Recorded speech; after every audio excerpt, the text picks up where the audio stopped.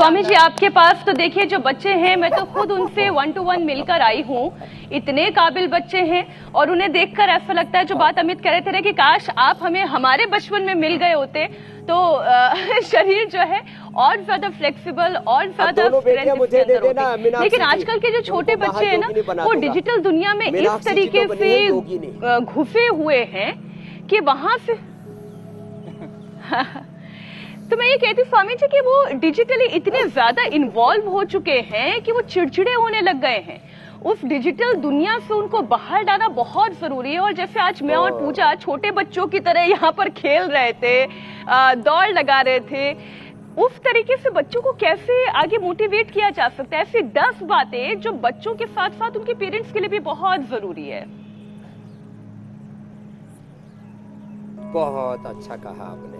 पहले तो माँ बाप योग करना शुरू करते हैं। जो माँ बाप कहते हैं वो बच्चे नहीं करते, जो माँ बाप करते हैं वो बच्चे करते हैं। वेद का मंत्र है स्वेन क्रतुना संवदेत। तो बच्चों को अच्छा कहो ही मत, बच्चों के सामने अच्छा आदर्श प्रस्तुत करो जिसका अनुकरण करके बच्चे स्वयं को गौरवान्वित महसूस कर सके। हाँ, ऐसे बनो। एक बात, कभी भी बच्चों को इग्नोर मत करना। एक सेकंड में करीब 20 लाख इंफॉर्मेशंस की प्रोसेस करने की कैपेसिटी बच्चों में होती है। उम्र घटते घटते ये 14 साल की उम्र तक रहती है कैपेसिटी, फिर आ जाती है 20 लाख से 4 तक आ जाती है एक सेकंड। तो एक बात। दूसरी बात, अपनी दिनचर्या को ऐसा बना लो, अपने घर का वातावरण योग में बना लो कि सुबह सुबह जैसे हम योग पंचायत का हमने शुरू किया, इन्हें घर से शुरू करो कि घर में माता पिता योग करेंगे, बच्चे योग करेंगे, दादा दादी जो भी, फिर अड़ोसी पड़ोसी।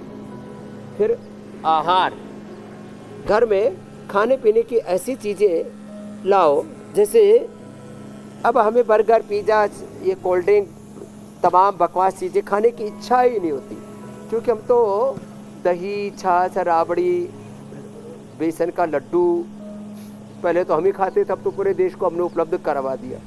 दाएं बाएं ये हमने दिवाली का गिफ्ट भी रख दिया है। और ऐसे ही हमको तो हमारे माँ बाप ने गिफ्ट दिया था लड्डू का, बाजरे की रोटी, छाछ, मक्खन।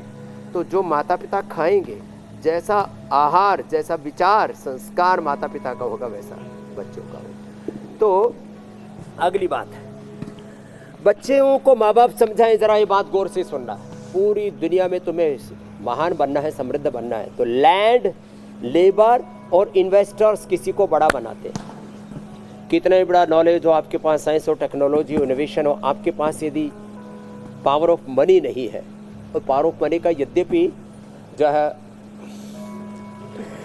जो बड़े बड़े कॉर्पोरेट हाउस हैं, जो बड़े बड़े जो सिंहासनों पर कुंडली मारे बैठे हैं, लेकिन अल्टीमेटली सारी दुनिया चल रही है लैंड, लेबर और इन्वेस्टर्स से।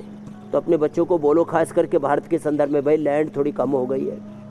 इन्वेस्टर्स तो भाई जब आप बड़े हो जाते हो तब आपके पीछे दांव लगाते हैं, तो अपने पास एक ही चीज़ है, लेबर।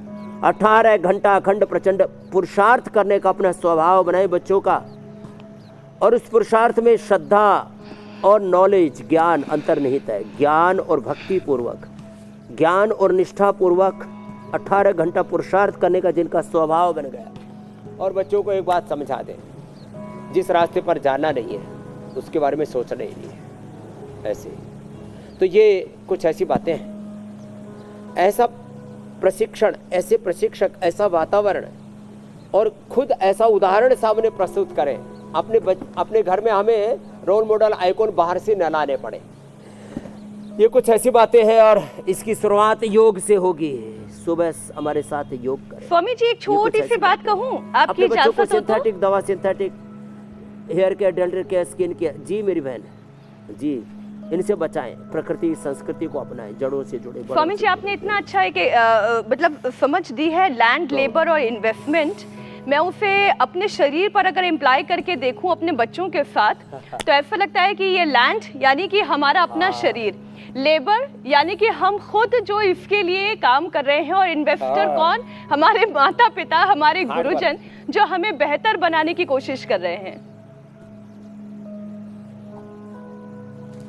वो हमारे ऊपर समय, शक्ति, ज्ञान का, नॉलेज का इन्वेस्टमेंट खाली, this is not only economic, आर्थिक इन्वेस्टमेंट, एनी टाइम का, नॉलेज का इन्वेस्टमेंट, इमोशंस का इन्वेस्टमेंट, निवेश जो है वो खाली अर्थ से ही संबंधित नहीं है। तो आपने बड़ी अच्छी व्याख्या कर दी, थैंक यू। बड़ी प्रतिभावान बुद्धिमती हो गई हमारी बहन। ऐसे ये क्या,